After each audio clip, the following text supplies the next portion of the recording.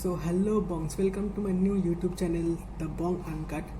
তো আজকে আমার ফার্স্ট ভিডিও, আর যে ভিডিওটা দিয়ে আমি শুরু করব সেটা হচ্ছে একটা মুভি যেটা ফ্রেন্ডশিপেতে রিলিজ করেছে দুদিন আগে জি5-এ। মুভিটার নাম হচ্ছে ইয়ারা।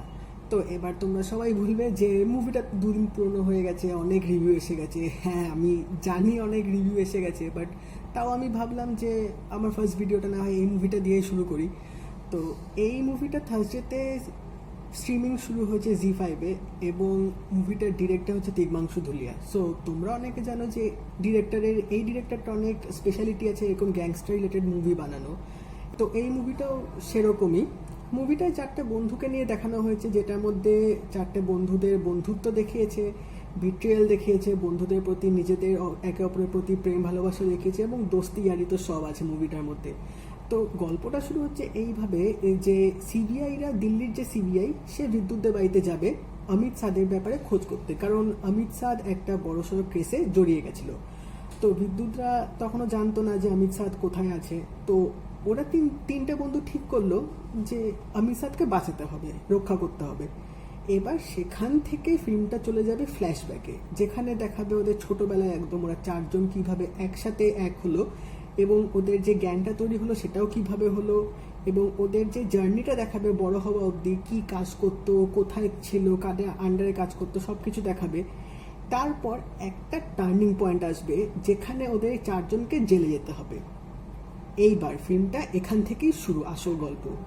পরে বিদ্যুৎ সেখান থেকে জানতে পারবে যে কেন হলো, কাদের জন্য হলো, কে ওদের এই জেলে যাওয়ার জন্য দায়ী। তো এইসব লাস্টে একদম গিয়ে বিদ্যুৎ রিভিল হবে সব কিছু।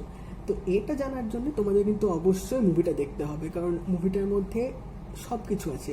আর বিদ্যুৎ থাকলে তো অ্যাকশন তো অ্যাজ ইউজুয়াল থাকবে। মানে বিদ্যুৎ অ্যাকশনে জাস্ট ফাটিয়ে দিয়েছে, বস পুরো ফাটিয়ে দিয়েছে। যেটুকু অ্যাকশন করেছে তুখর করেছে। Hardcore over the top action নেই, বাট যেটুকু দিয়েছে একদম মানে পুরো খাপে খাপ, একদম তোমরা মন ভরে এনজয় করবে। চারজন যে চারটে লিড রোল করেছে একদম অ্যাপ্ট পুরো, মানে রোলটা জাস্ট মনে হচ্ছে ওদের জন্যই লেখা হয়েছে। অমিত সাদ, বিদ্যুৎ জামওয়াল, এরা তো আছে, সাথে আরও দুজন যে ক্যারেক্টার ছিল তারা কিন্তু খুব ভালো অভিনয় করেছে। সাথে শ্রুতি হাসান তো আছে, ও যেটুকু রোল পেয়েছে সেটুকু ভালো করেছে, মানে খুব ভালো না আবার খুব খারাপও না, ঠিক আছে, চলে যাবে। ফিল্মটার মেন যে প্লাস পয়েন্ট, ফিল্মটার গল্পটা খুব ভালো, মানে অত্যাধিক টানটান উত্তেজনা নিয়ে ওরকম এক্সপেকটেশনস রেখো না। বাট 2 ঘন্টা তোমরা খুব এনজয় করবে, দারুণ এনজয় করবে, একটুও বোর হবে না। খুব ভালো থ্রিলার আছে, খুব ভালো অ্যাকশন দেখিয়েছে। আর একটা 90s সেট আপে ফিল্মটা তৈরি হয়েছে, 90s-এর প্লটে। তো সে তখনকার দিনে যেসব কস্টিউম ছিল, যে সেট ডিজাইনগুলো ছিল, সেগুলো খুব ভালোভাবে ফুটিয়ে তুলেছে। তো এই ফিল্মটা আমি তোমাদের রেকমেন্ড করবো দেখার জন্য। আর জি5-এ অ্যাভেলেবেল আছে, তো তোমরা দেখো ফিল্মটা, প্রচুর প্রচুর শেয়ার করো বন্ধুদের মধ্যে, ফিল্মটা দেখো, ফিল্মটাকে সাপোর্টও করো। এরকম ফিল্ম আরও আসা উচিত। বিদ্যুৎ জামওয়াল আছে যেখানে, মানে ও থাকলে তো অ্যাকশন প্রেমীদের কাছে আর কিছু লাগে না বস, এটা সত্যি কথা। তো তোমরা ফিল্মটা দেখো, তো লাইক করো ভিডিওটা আর শেয়ার করে দিও সব বন্ধুদের মধ্যে। আর কমেন্ট করতে ভুলো না কিন্তু, কমেন্টে আমাকে জানিও তোমাদের সকলে কেমন লাগলো ফিল্মটা। এইটুকু বলতে পারি, 2 ঘন্টা খুব জমে যাবে। তো সাবস্ক্রাইব করে দিও, নতুন চ্যানেল, তোমাদের সবার সাপোর্ট চাই, তো সাবস্ক্রাইব করতে ভুলো না।